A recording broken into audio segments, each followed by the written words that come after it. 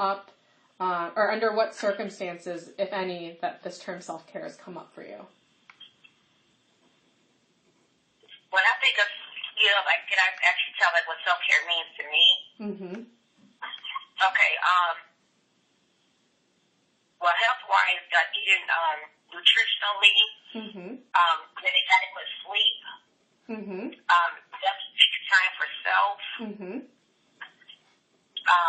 mentally, just, if I can kind of feel myself getting overwhelmed, just like to kind of step back and just take a little break and then get back to it.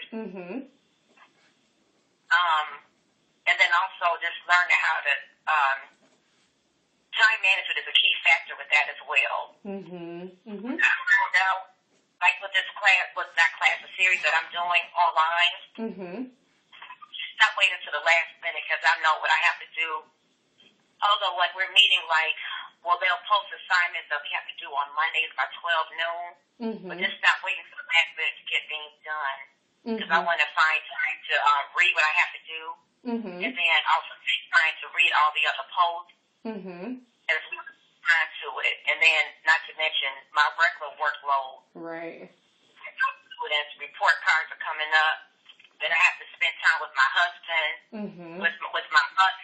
Just time management, I say, is a big key. Right. And now I'm learning how to balance things out. Thank you for sharing that. And with all these kind of practices you mentioned, self-care practices, how often do you feel like you engage in those practices? If not daily, then every other day. Okay, so pretty frequently then. Okay. Yes. Good. And so I'm wondering then how aware you feel like you are about the stresses that you experience. Are you pretty attuned to that?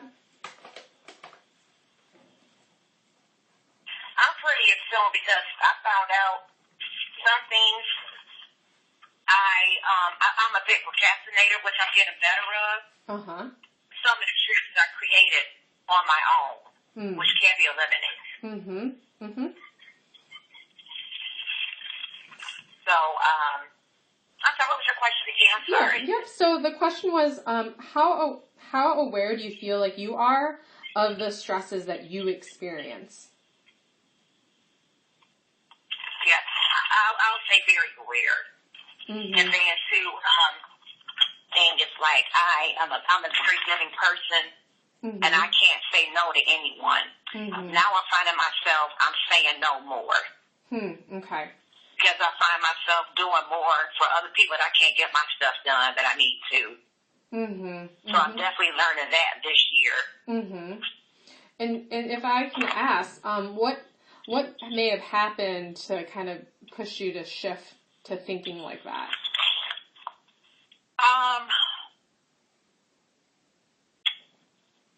What happened? Was there anything that happened in your life or anybody that you talked to that made you kind of realize?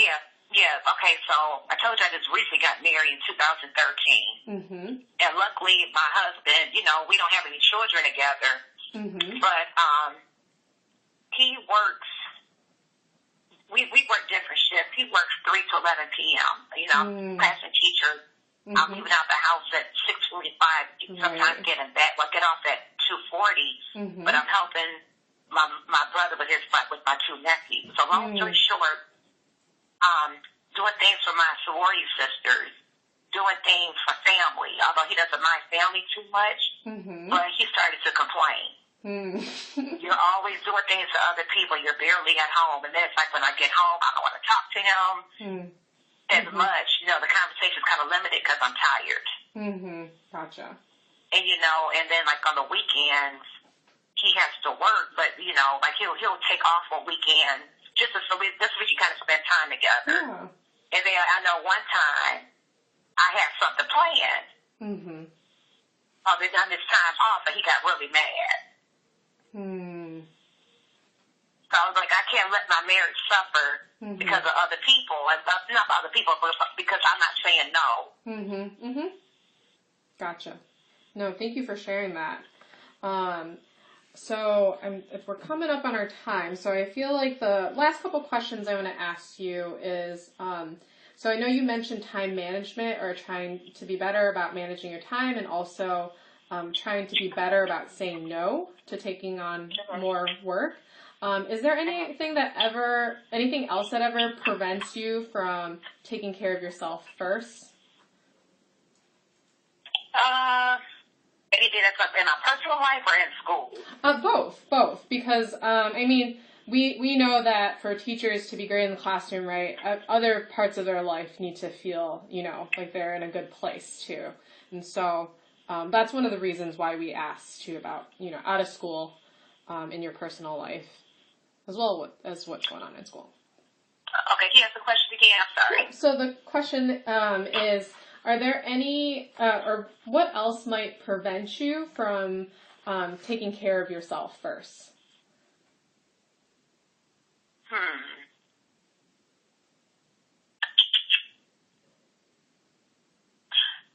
I was, at this point, I would say nothing. Nothing. Because I've actually, even with my mother is a widower, and my parents were together for like 43 years, pretty much. That's all she pretty much knew. And I'm even telling her, luckily she's very independent. She still works, and she's 75. She's also a teacher. Well, I told her she was a teacher, but she's still teaching, but part-time. And luckily I have a brother who's very supportive. We're really close. And if anything happened to my mother, then it's not going to be all on me. Because, usually sometimes women are more the caring, the nurturer type of, if someone is sick more so than a male. So we would have shared responsibility with my mother in case something happened. Right. And then luckily both of our spouses are very supportive with our parents or whatever. Yeah. That goes on. And then plus I too went through a couple of health challenges. I actually, for one, and this kind of goes into the stressors, I guess, I have been overweight pretty much, well, I'm not going to say, I don't know for how long, but me being overweight caused me to have high blood pressure, and I started to become borderline diabetic. And so I've been on blood pressure pills for over 15 years. I'm not obese, but just overweight. And so my doctor has some concerns. So long story short, I noticed that I am a stressful eater.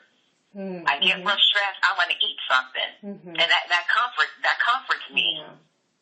Well, it just so happened in June this year I had bariatric surgery, and so I just know that, and even going through the doctors that I had to go through, like the psychological exam, how I just learned to not really have a lot of things stress me out as much as I will eat. I mean, it's like an addiction. And I've come so far, I've lost 40 pounds already. I'm not trying to go back where I was before. Right.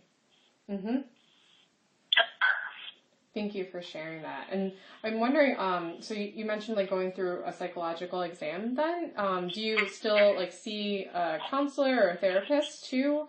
To help you manage through? No, actually that was just a requirement for surgery. Okay. Gotcha. So they just want to make sure that everyone is capable of, because it is psychological. You're going to go through a lot of things, a lot of changes. With sometimes with family and friends. Yeah, absolutely. Yeah. And I guess in your, with your husband or with your brother or family or friends, do you feel like you have the kind of social, emotional support, though, that you need sometimes to go to not just deal with work challenges, but also other challenges in your personal life?